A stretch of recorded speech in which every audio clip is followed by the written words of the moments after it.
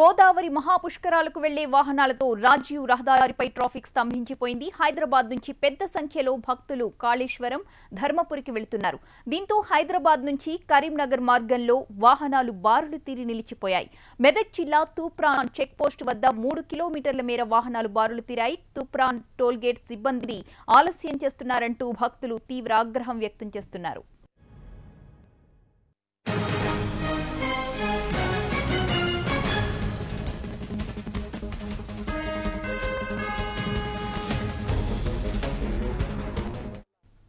ఇవాళ రేపు వరుసగా సెలవులు రావడంతో రాజధాని వాసులు పుష్కరాల బాట పట్టారు. దీంతో రాజధానిలోని అనేక ప్రాంతాల్లో ట్రాఫిక్ స్తంభించిపోయింది.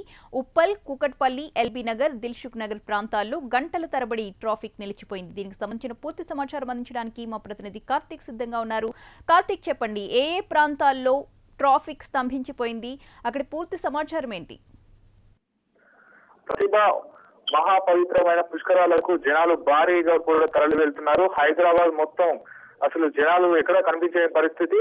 ఈ ముఖ్యంగా ఈ శనివారం, ఆదివారం సెలవు దినాలు రావడంతోనే భక్తులు మొత్తం వివిధ జిల్లాలో ఉన్న పుష్కరాలకు భారీ ఎత్తున ఇక్కడ నుంచి బయలుదేరిన పరిస్థితి. ఎక్కడ చూసినా కూడా ఇటు బస్సులు, అటు రైల్వే స్టేషన్లు పూర్తిగా జనాలతో కిక్కిరిసిన పరిస్థితి. వరంగల్ జిల్లా మంగపేటకు వేల సంఖ్యలో భక్తులు బయలుదేరారు. అయితే వీళ్ళని మొత్తం పూర్తిగా ఇక్కడ నుంచి తరలించే విధంగా మొత్తం అధికారులు చర్యలు చేపట్టినప్పటికీ ఎక్కడికక్కడ బస్సులు పూర్తిగా నిలిచిపోయాయి. అయితే వీళ్ళని వన్ వే సైడ్ పంపించే విధంగా ఈ కరీంనగర్ జిల్లా రాజీవ్ రహదారిపై వన్ వే సైడ్ పంపిస్తున్నారు. అదేవిధంగా తిరిగి మళ్ళీ నిర్మల్ మీదుగా హైదరాబాద్ కు వచ్చే విధంగా ఏర్పాట్లు అయితే అధికారులు ఇప్పటికీ ఏర్పాటు చేశారు. అయినప్పటికీ కూడా ఎక్కడ బస్సుల రద్దీ కానీ, ఎక్కడ పూర్తి స్థాయిలో రైల్వే రద్దీ కానీ ఎక్కడ తగ్గట్లేదు. పుణ్యస్థానాలు ఆచరించేందుకు శని, ఆదివారాలు తోడవడంతో భక్తులైతే ఎక్కడ చూసినా కిటకిటలాడుతున్న పరిస్థితి.